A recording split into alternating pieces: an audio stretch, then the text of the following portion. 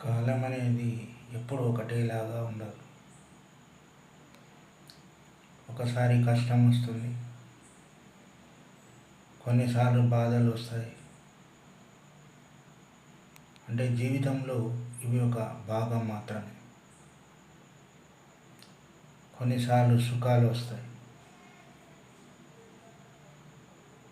అయితే కష్టం వచ్చిందని ఎప్పుడు కూడా బాధపడరాదు. కష్టం వచ్చినప్పుడు ఆ యొక్క కష్టాలను ఎదుర్కొంటూ జీవితంలో ముందుకు వెళ్ళాలి. కష్టంతో పాటు సుఖం కూడా వస్తుంది.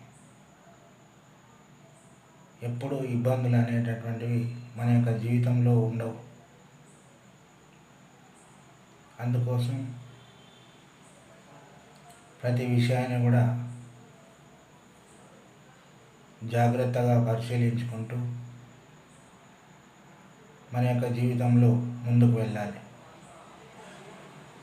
అంతే తప్ప ఈరోజు కష్టం వచ్చిందని బాధపడవద్దు.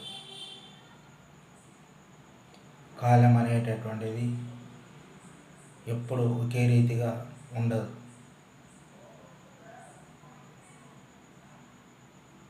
అదేవిధంగా మన కష్టకాలం వచ్చినప్పుడు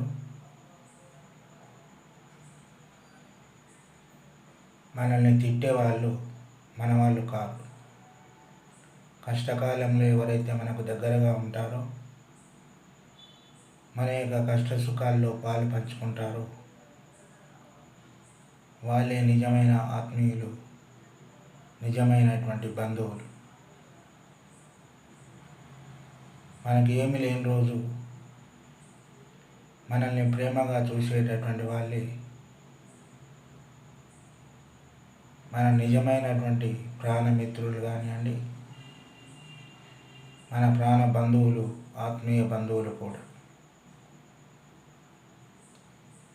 మనకు అన్నీ ఉన్నప్పుడు వచ్చేటటువంటి వాళ్ళు నిజమైన బంధువులు కాదు. వాళ్ళు మన డబ్బు కోసము, మన ఆస్తుల కోసము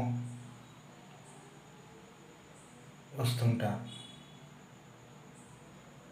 కానీ మనకు ఏమి లేనప్పుడే వచ్చి మన యొక్క కష్ట సుఖాల్లో పాలు పంచుకుంటూ మనకు ధైర్యం చెప్పేటటువంటి వాళ్ళే నిజమైనటువంటి ఆత్మీయులు. ఇది మన జీవితంలో ఎప్పుడు నేర్చుకోవాల్సినటువంటి అంశం. ఇది తప్పక తెలవాలి కూడా. మన దగ్గర ఉన్నప్పుడు మనల్ని ఎంతో పొగుడుతుంటాం.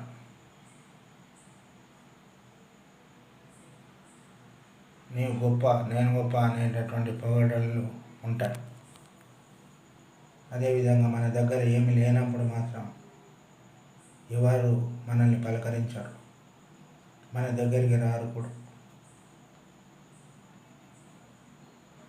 అందుకోసం మన యొక్క జీవితకాలంలో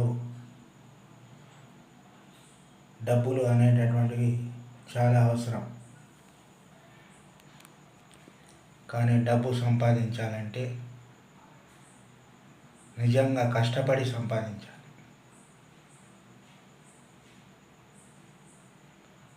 అదేవిధంగా మనం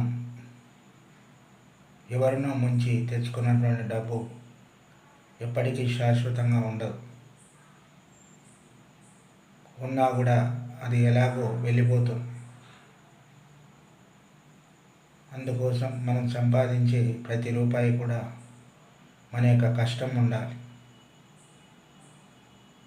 అటువంటి డబ్బులే మన దగ్గర శాశ్వతంగా ఉంటాయి. కాలంతో పాటు మనం కూడా మారుతూ ఉండాలి.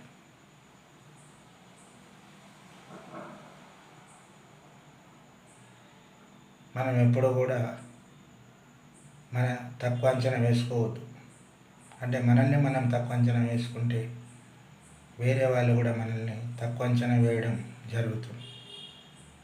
అందుకోసం మనం ఏ పని చేసినా ఆత్మవిశ్వాసంతో చేయాలి.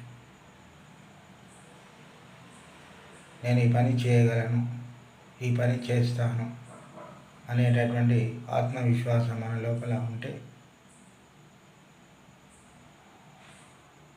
ఏ కాలంలోనైనా కూడా మనం రాణించగలుగుతాం. అందుకోసం ప్రతిదీ కూడా నీతిగా ఉండేటట్లుగా ఉండాలి. అనవసరమైనటువంటి దాని గురించి మనం ఆలోచించవలసిన అవసరం కూడా ఉండదు. మనం మంచి గురించి ఆలోచిస్తే మనకు మంచి జరుగుతుంది. ఇతరుల చెడు గురించి ఆలోచిస్తే చెడు జరిగే అవకాశాలు ఎక్కువగా ఉంటాయి.